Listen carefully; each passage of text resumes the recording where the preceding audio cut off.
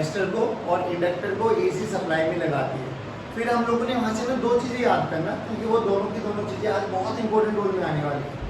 कि अगर जब हम लोगों ने रजिस्टर लगाया था तो current and voltage both are in the same phase, और हम लोगों ने इंडक्टर के केस में क्या देखा था, आईपीएल। इंडक्टर में पोटेंशियल लीड करता है किससे, करंट से, कितने फेज से, पाई/2। और कैपेसिटर में हम लोगों ने देखा था सीसीएल, बोले तो कैपेसिटर में करंट लीड करते हैं किससे, पोटेंशियल। और फिर हम लोगों ने फेजर डायग्राम भी देखा था। तो हम लोगों ने बात करी थी वहां पर R, XL and XC. R resistance, XL inductive reactance, XC capacitive reactance. अच्छा एक चीज और, जो आपका आर होता है ना वो रियल अपोजिशन होता है, एक्सएल और एक्सी जो होते हैं ना वो इमेजिनरी अपोजिशन होती है। बात समझ में आई? एक्सएल का फॉर्मूला बोलो L इंटू ओमेगा, एक्सी का फॉर्मूला बोलो 1/c ओमेगा। हमने यहाँ पर एक चीज को नोटिस किया था कि जैसे जैसे हम लोग ओमेगा की वैल्यू को बढ़ाएंगे एक्सएल की वैल्यू बढ़ती चली जाएगी और एक्सी की वैल्यू कम होती चली जाएगी। बात समझ में आई? आज बच्चों हम बात करने वाले कि अगर हम लोग RC, RL या RLC इन सबको कॉम्बिनेशन में लगाए, और हमारे लिए फिक्स है बच्चों कॉम्बिनेशन कैसे चलने वाला है, हमारे सिलेबस में सीरीज कॉम्बिनेशन है। जल्दी जल्दी बताओ, सीरीज में क्या चीज सेम रहता है, करंट। क्या चीज सेम रहता है, ये चीज ध्यान रखना।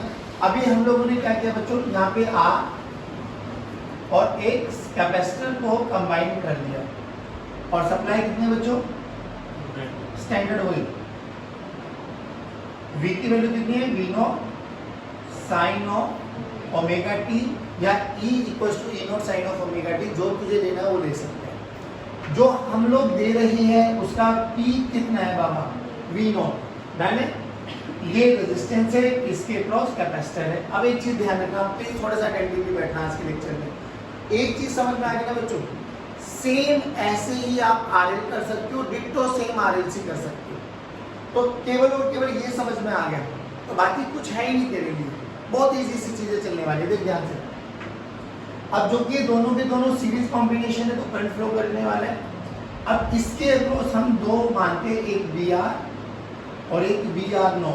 आराम से सुनना, VR बोले गया है इंस्टेंटेनियस वोल्टेज अक्रॉस रेजिस्टर, और VR0 क्या है, peak voltage across resistor. Similarly ऐसे यहाँ पे क्या माना गया है, VC है VC0। जल्दी बोलो, VC क्या है, इंस्टेंटेनियस वोल्टेज अक्रॉस कैपेसिटर, और VC0 क्या बाबा, पीक वोल्टेज अक्रॉस कैपेसिटर। अच्छा अगर मैं R और L लगाता तो क्या हो जाता, जल्दी बोलो, VL और VL0। VL क्या हो जाता है, इंस्टेंटेनियस वोल्टेज अक्रॉस इंडक्टर, और पीक वोल्टेज अक्रॉस इंडक्टर। अब मैं यहाँ पे लिख देता हूँ VR, जल्दी बोलो, VR और VC क्या है, instantaneous voltage across R and C। जल्दी बोलो, VR0 in VC0, peak voltage across R and C। ठीक, हमें सीरीज कॉम्बिनेशन पढ़ना है, और सीरीज कॉम्बिनेशन में भी हमारे लिए रूल है कि हम लोगों को रेफरेंस के साथ जाना है। हालांकि अगर 11th में आप लोगों ने कॉम्बिनेशन पढ़ा है ना, एसिस्टेंट का कॉम्बिनेशन, तो वहां से भी कर सकते हो, बट अभी हम फेजर के साथ जाएंगे। आप फेजर डायग्राम बना दो बच्चों। इसमें बताओ फेजर किस किस का बनाना है अपन को। फेजर डायग्राम पे पीक वोल्टेज या RMS वोल्टेज होती है, तो मान लीजिए इसमें करंट कितना चल रहा है बाबा, I0, और रजिस्टर के केस में what is phase difference between V and I, 0। तो इधर ही कौन आएगा हमारा, VR0। अरे हाँ ना, बोलो बोलो भाई। इसमें फेजर डायग्राम रेफरेंस मैंने करंट मान लिया, बोलो कैपेसिटर में कौन लीड करता है, करंट, कितने, पाई/2। तो अगर ये मैंने रेफरेंस माना है तो वोल्टेज नीचे बनाऊंगा, हाँ ना बोलो, क्योंकि हम लोग क्या मान के चले, एंटी क्लॉकवाइज सेंस में। तो ये बन गया मेरा फेजर डायग्राम इसका, ये बन गया फेजर डायग्राम इसका।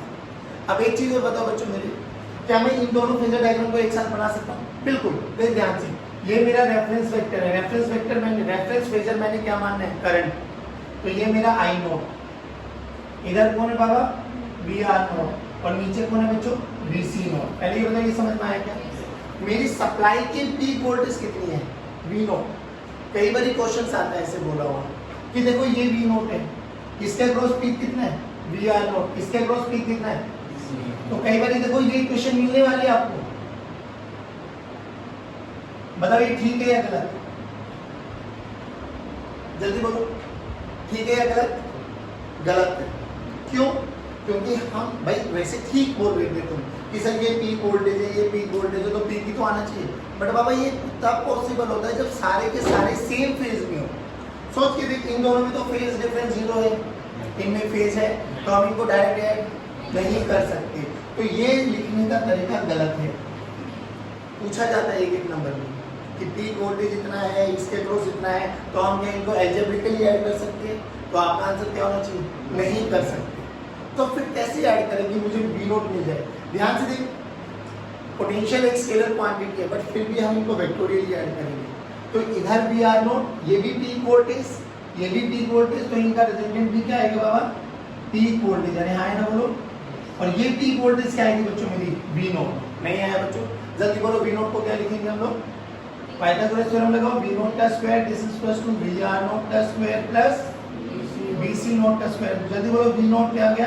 Under root of VR naught का स्क्वायर प्लस BC नोट का स्क्वायर। नहीं आया बच्चों? ऐसे लिखते हैं हम लोग। तो ऐसे नहीं लिखेंगे हम AC में। जब भी हमें नेट EMF निकालना होगा तो वेक्टोरियली ऐड करना पड़ेगा। एक चीज और बताऊं मैं, अब जो ये नेट वोल्टेज है, नेट करंट से आगे या पीछे? पीछे। देख, एंटी क्लॉकवाइज डायरेक्शन में चलेंगे ना, तो करंट आगे आगे चलेगा, वोल्टेज पीछे पीछे चलेगी। कितने एंगल से? ये हो गया हमारा फाई, ये फेज एंगल हो गया, है ना? अब मुझे ये कैलकुलेट करना, निकाल सकता हूँ। ध्यान से देखिए, रेक्टेंगल के अंदर बनता हुआ दिखाई देगा। अगर ये भी R नोट है, ये तो ये कितना हो गया बच्चों? बोल टेंजेंट, टेंजेंट फाई बोल क्या लिखेंगे? VC नोट बाय, सारे बोलो ना, VC नोट बाय, यहाँ से cos फाई भी निकाल दो। cos फाई की वैल्यू क्या हो जाएगी? Base by hypotenuse, VR naught by. नहीं है बच्चों? अब आगे चल के ना हम एक cos फाई को बोलेंगे पावर फैक्टर। क्या बोलेंगे बच्चों? सारे बोलो। बहुत ज्यादा इंपॉर्टेंट रोल में आने वाले ये पावर फैक्टर। यहाँ तक बताओ, किसी बच्चे को कोई दिक्कत? चलिए, अब एक बार बताओ, इस सर्किट में क्या चीज सेम है? करंट। अब मेरी एक बात बताओ, अगर मैं VR naught divided bye I note, अब एक चीज देखो, ओम्स लॉ क्या बोलता था? V इक्वल्स टू, अब ये फॉर्मूला यूज करते हुए आपको ध्यान क्या रखना है? अगर आप यहाँ पर V नोट यानी पीक वोल्टेज ले रहे हो, तो ये चीज ध्यान रखना बाबा, यहाँ पे पीक करंट ही चलने वाला है इनटू R। अगर आप RMS वैल्यू ले रहे हो, तो यहाँ पे भी क्या रहेगा बच्चों? RMS। नहीं आया बच्चों? दैट, सोच के देख, मैं R को क्या लिख सकता हूँ? V naught by I naught. Similarly इस केस में बताओ, क्या मेरा V नोट किसके बराबर हो जाएगा बच्चों? I note into XC। है ना बोलो? तो XC को बोलो क्या लिख सकता हूँ मैं? V naught by I naught. नहीं आया? अच्छा, यहाँ पे रेजिस्टेंस के अक्रॉस क्या पोटेंशियल ड्रॉप था maximum? VR naught divided by, यहाँ पे पीक वोल्टेज तो VR नोट है ना, और यहाँ कैपेसिटर के अक्रॉस कितना है? VC naught by I naught. नहीं आया बच्चों? अब देखिए ध्यान से, अगर मैं यहाँ पर और यहाँ पर I नोट से डिवाइड कर दूँ, कर सकता हूँ? हाँ, क्योंकि I नोट मेरे लिए सेम है, तो मैं सेम फिजिकल क्वांटिटी से डिवाइड और मल्टीप्लाई कर सकती हूँ। तो मैंने इसी वाले फेजर डायग्राम में देखो I नोट से डिवाइड कर दिया, तो देखो क्या बनाइए? VR naught divided bye I note. इधर देखो ये क्या बना बच्चों? VC note divided bye I note. अब बोलो VR naught divided bye I note क्या है? VR naught divided bye I note R। तो इधर कौन आ गया? R, और इधर कौन आ गया? XC। R क्या था? अपोजिशन। XC भी क्या है? अपोजिशन। अरे बोलो भाई, ये यहाँ पे VR नोट क्या था? Peak voltage. ये क्या था? Peak voltage. तो पीक का रिजल्टेंट भी क्या आया था? Peak voltage. नहीं आया? सोचिए ये क्या है? अपोजिशन। ये भी क्या है? अपोजिशन। तो अपोजिशन का रिजल्टेंट भी क्या आएगा? सारे बोलो। ये कौन था? Peak voltage. ये भी कौन था? तो इन दोनों का रिजल्टेंट पीक वोल्टेज आए ना। सिमिलरली ये क्या है? अपोजिशन। ये भी क्या है? तो इनका भी रिजल्टेंट क्या आएगा? यहां पर इस ऑपोजिशन का नाम बोला गया Z। Z is nothing but impedance. आप ध्यान से सुनो, जब अलग अलग सर्किट आ रहे थे, R अलग आया था, C अकेले आया था, L अकेले आया था, तो वहां पर ऑपोजिशन का नाम देखो क्या था, inductive reactance, inductive capacitance, resistance. लेकिन जब भी इनके कॉम्बिनेशंस आने लग जाएंगे तो हर एक ऑपोजिशन का नाम एक ही होगा, दैट इज Z। और यहाँ पे Z को बोला जाता है बाबा इम्पीडेंस। क्या बोला जाएगा बच्चों? सारे बोलो, सारे बोलो इम्पीडेंस। सेम। अब देख, अभी भी फाई तो वही रहेगा। बोलो tan फाई निकालो। tan फाई क्या हो जाएगा? XC by R। XC by cos phi बोलो R by Z। R by, बोलो भाई R बाय, पक्की बात। अब सुनो, जब ये पूरा का पूरा प्रोसेस हो जाता है, अब मुझे यहाँ पर है ना 3 इक्वेशन लिखनी होती है बच्चों। कौन कौन सी 3 इक्वेशन? वो सुनो। VR बोले तो instantaneous voltage, VC instantaneous voltage across capacitor, और I। अब ध्यान से देख, तुझे अगर समझ में आएगा मेरी नेट सप्लाई क्या थी बच्चों? V equal to V0 sine of omega t. था नहीं था? बिल्कुल था। ध्यान से देख, अगर मुझे सप्लाई पता लग गई तो जो नेट करंट है, ये देखिए, नेट वोल्टेज इस डायरेक्शन में बाबा, नेट करंट आगे है, यानी R और C के कॉम्बिनेशन में कौन लीड कर रहा है? I। कितने से? 5 से। अरे बोलो भाई, कितने से? 5 से। पक्की बात है। किससे? वोल्टेज से। तो यहाँ पे देख, वोल्टेज का इनिशियल फेज कितना था? 0। Omega t plus 0। अरे यहाँ ना बोलो। तो अगर मुझे करंट की इक्वेशन लिखनी हो तो करंट की इक्वेशन क्या आ जाएगी बच्चों? I0 sign of omega T. अब इससे कितना आगे है? 5। तो प्लस 5। नहीं आया बच्चों? सच्ची सच्ची बोलो। डन। अब सुन, अगर ये तुम्हें लिखना आ गया करंट की इक्वेशन, मुझे लिखना है कि voltage, instantaneous voltage across resistance. खुद सोच के देख, what is the relation between I and V in terms of R? Current and voltage are in the same phase. Current and voltage are in the same, current and voltage are in the same. तो ध्यान से देख, VR की value क्या लिखेंगे? VR0 sign of, जो phase current का है क्या वही VR0 का भी होने वाला है? अरे हाँ ना बोलो, क्योंकि current and voltage same phase में रहते हैं। किसके केस में? रेजिस्टर के केस में। नहीं आया तो जो करंट का फेज है बाबा, वही किसका फेज रहेगा? वोल्टेज का। कितना? Sine of omega t plus. नहीं आया? अच्छा, अब ये मेरा रेफरेंस है, मुझे ये लिखनी आनी चाहिए। अब ध्यान से देख, ये और ये, इनमें क्या रिलेशन पड़ा था कलम में? कैपेसिटर के केस में कौन करंट लीड करता है? किससे? Pi by 2। तो देखिए ये लिखेंगे कैसे? VC naught sine of omega t plus 5। Done. अब ये बताओ, प्लस 5/2 करूं या माइनस 5/2? माइनस 5/2। क्यों? क्योंकि कैपेसिटर के केस में करंट आगे चलता है और वोल्टेज पीछे रहते हैं। कितने से? 5/2। तो माइनस 5/2। जल्दी बताओ, ये समझ में आएगा? This is all about your RC combination. All about simple सा फंडा बच्चों। एक चीज और सुन लो, यहाँ पे कभी कभार इस ट्रायंगल को, ये ट्रायंगल को मैं अलग बना देता हूँ।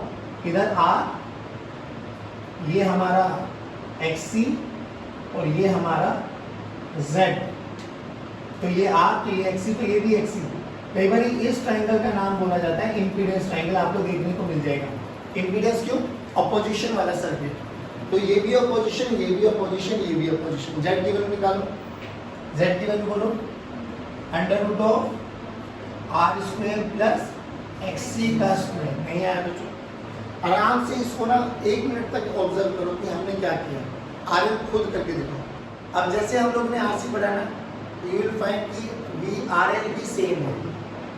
अगर RL और RC समझ में आ गया ना, तो यू विल फाइंड कि RLC बहुत इंपॉर्टेंट है, बहुत इंपॉर्टेंट है, और उसमें बहुत न्यूमेरिकल्स आते हैं। आप समझना, थोड़ा एक्टिवली पार्टिसिपेट करना।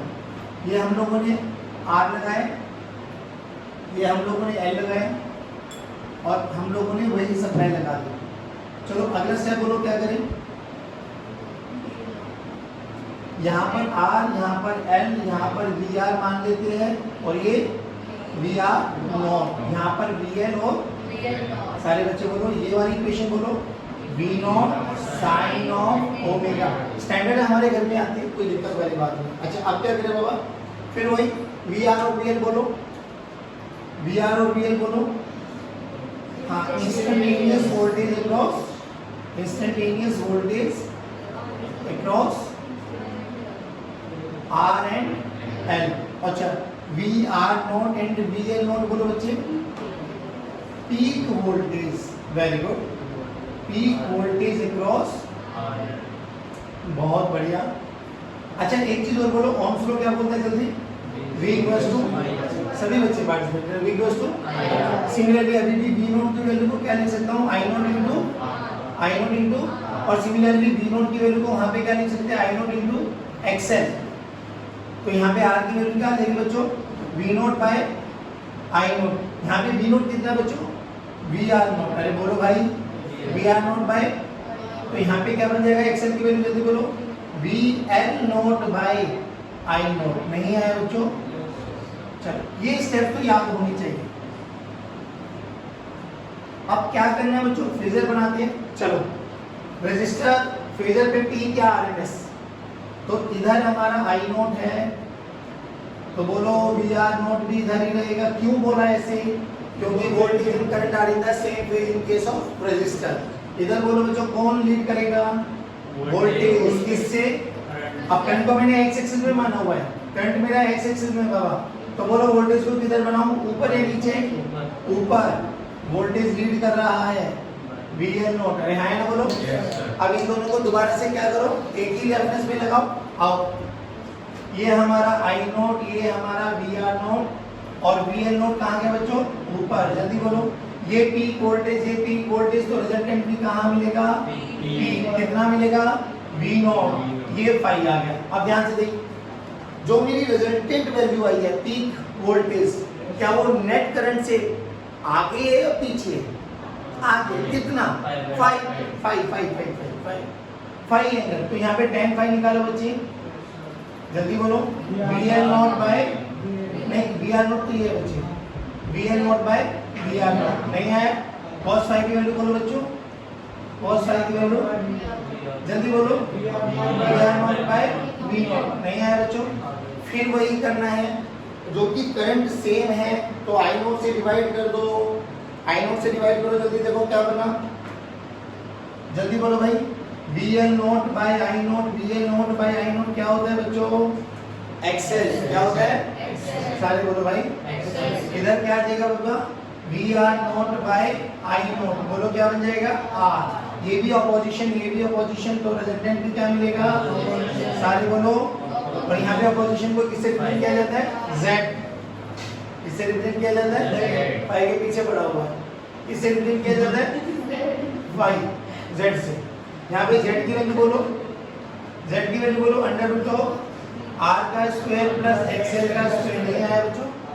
tan फाई की वैल्यू बोलो बच्चों, tan phi XL by R, XL by cos phi की वैल्यू बोलो बच्चों, R बाय, अब ध्यान से देखने वाली बात क्या है, cos फाई क्या होता है, पावर फैक्टर, क्या होता है बच्चों, क्या होता है, पहली बात तो ये। अब जब ये चीजें समझ में आ गई, यहाँ से V नोट की वैल्यू भी निकाल दो, जल्दी बोलो, V नोट की value under root of VL naught का स्क्वायर प्लस VR नोट का स्क्वायर। अब मेरी बात सुनो, ये तो पक्की बात है कि देखो ध्यान से, जो नेट वोल्टेज है ना, करंट उससे पीछे है, कितना, 5। अब ध्यान से सुन, फिर वही बात करनी है, मुझे VR लिखना है, मुझे VL लिखना है, मुझे I लिखना है। देखो मुझे वो ये गिवन है बाबा, ठीक, बोलो भाई, इस वाली वोल्टेज से करंट आगे या पीछे, पीछे, देखो ना, नेट वोल्टेज ये आई, करंट पीछे, कितना पीछे है बाबा, तो I की वैल्यू बोलो, I naught sine of omega P minus five, वहां पे क्या आया था, प्लस साइन। अच्छा अब दोबारा बोलो, ये और ये सेम फेज, तो VR की वैल्यू बोलो, VR naught sine of omega P minus five. ये और ये कौन लीड करता है, V IPL, इंडक्टर में पोटेंशियल लीड करता है कितने फेज से, किससे, करंट।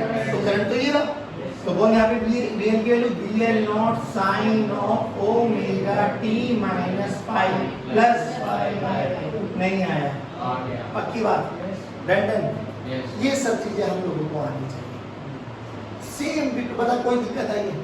बस फर्क क्या है, उधर ये VL नोट ऊपर आ गया, उसमें VL नोट, बस और कोई डिफरेंस आएगा? बाकी हम लोगों को ये कॉमन सेंस आना चाहिए, बाकी ये इक्वेशंस आनी चाहिए, न्यूमेरिकल्स में बहुत इंपॉर्टेंट रोल में आते हैं।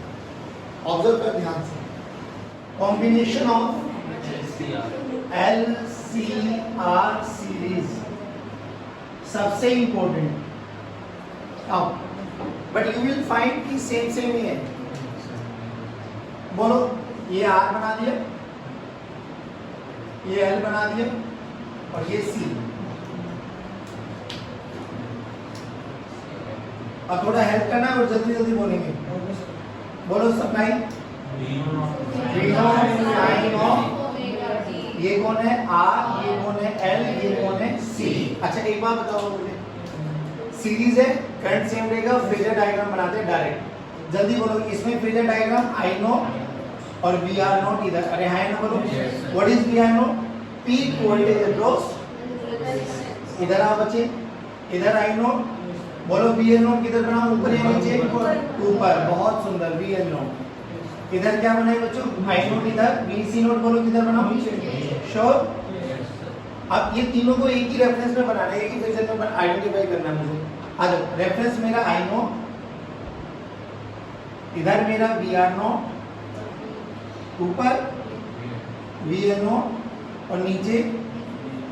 अच्छा एक बात बताइए, यहाँ पे क्या क्या पॉसिबिलिटी हो सकती है? तीन केस मुझे डिफाइन करने हैं, क्या क्या है सोच के देखो। हो सकता है VL नोट बड़ा आ जाए VC नोट, बिल्कुल हो सकता है। ऐसा भी हो सकता है VC नोट बड़ा आ जाए VL नोट से, और ऐसा भी हो सकता है दोनों बराबर आ जाए, VL naught is equal to VC naught. Done? पक्का आ रहा है इसमें?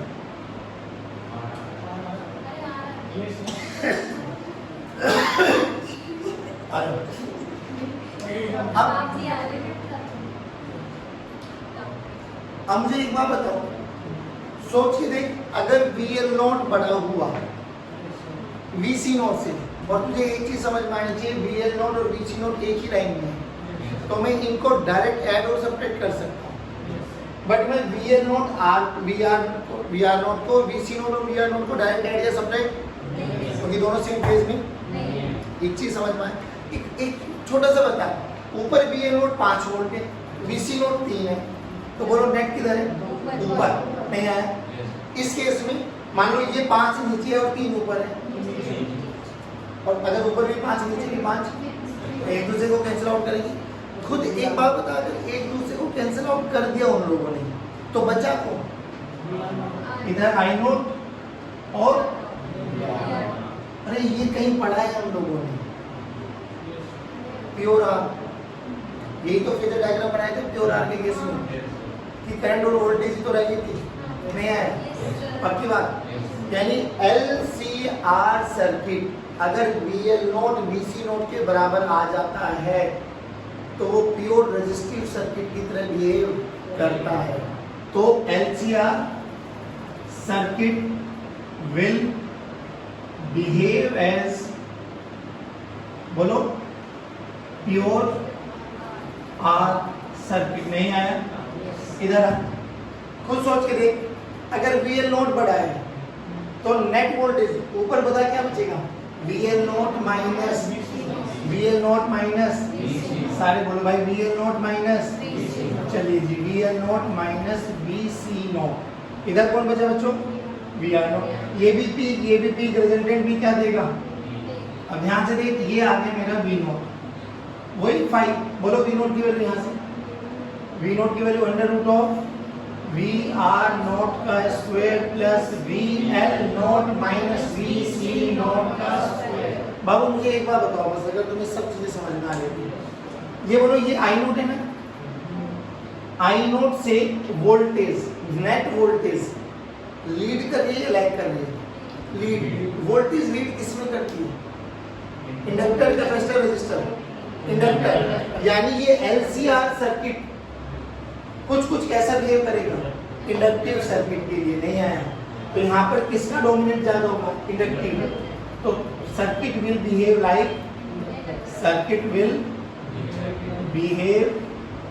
Like inductive circuit. नहीं आया बच्चों? पक्की बात? चलिए उधर देखो, अब इसमें DC नोड पड़ा है, तो नेट वोल्टेज बोलो किधर आएगी? ऊपर या नीचे? नीचे। तो इधर देखो, यहाँ कौन बना? VC naught minus VL note. इधर कौन बना बच्चों? VR naught. और रेफरेंस कौन है मेरा? I note. बोलो पी क्या देगा? V naught. अब V नोट की वैल्यू देख यही जाएगी। V नोट की वैल्यू बोलो under root of VR naught का square plus VC naught minus. अब एक बार बता, इसमें देख करंट और नेट वोल्टेज कौन आ गए? तो क्या ये LCR सर्किट एक कैपेसिटिव सर्किट की तरह बिहेव करने वाला है? यानी कैपेसिटर ज्यादा डोमिनेट रहने वाला है? नहीं आया समझ में? अब एक चीज मुझे बताओ, जैसे वहां पर हम लोगों ने बाद में I नोट से डिवाइड किया था, क्या यहाँ पे भी हम I नोट से डिवाइड कर सकते हैं? I नोट से डिवाइड करो तो क्या बनेगा? देखो ध्यान से, VL naught by I naught minus VC naught by I naught VR naught by I naught. ये तो बना R, ये बना XL, ये बना XC। ऑपोजिशन, ये भी ऑपोजिशन, तो रिजल्टेंट क्या आएगा बच्चों? और यहाँ पे क्या बोला जाता है? Z। जल्दी बोलो, Z this is equal to under root of R square plus XL minus XC का। चुपचाप बोलो यहाँ पे क्या आ जाएगा? जल्दी। Z this is equal to under root of R square plus XC minus XL का होल स्क्वायर। मेरे बच्चों एक बार बताओ, मुझे तो मैं तो ये कह रहा हूँ, एक रख लेना कोई भी। देख सोच के देख, XL बढ़ाओ या XC बढ़ाओ। मान लो अंदर नेगेटिव वैल्यू आ भी गई, तो नेगेटिव का भी क्या करना है? स्क्वायर। तो अल्टीमेटली वैल्यू क्या आएगी? बट तुम्हें समझ में, तो Z की वैल्यू बोलो under root of R square plus XL minus XC का।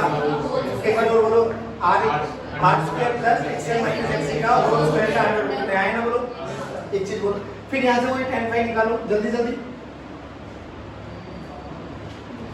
VL naught minus VC naught by VR naught, और XL की टर्म्स में XL minus XC by R, XL minus XC by tan cos phi बोलो R by. आप एक चीज देख लो, ये चीजें चेंज होती जा रही है, ये R बाय Z ही आ रहा है, बट Z चेंज होता जा रहा है हर केस में। नहीं आया? ओके। अब ये के बाद आता है सबसे इंपॉर्टेंट ये वाला part, when VL naught is equal to VC। मैं फिर कह रहा हूँ, सबसे इंपॉर्टेंट पार्ट आता है ये वाला, VL naught is equal to. मुझे मतलब VL नॉट को क्या लिख सकते हैं? याद कर, एम्पियर को ओम्स लॉ। ओम्स लॉ ने क्या बोला? VL naught this is equal to I naught into XL। VC naught तो बोलो I नॉट इनटू, याद करो I नोट क्योंकि रेफरेंस वेक्टर हमने करंट माना तो करंट सेम रहेगा। रखो वहां पर एक बार,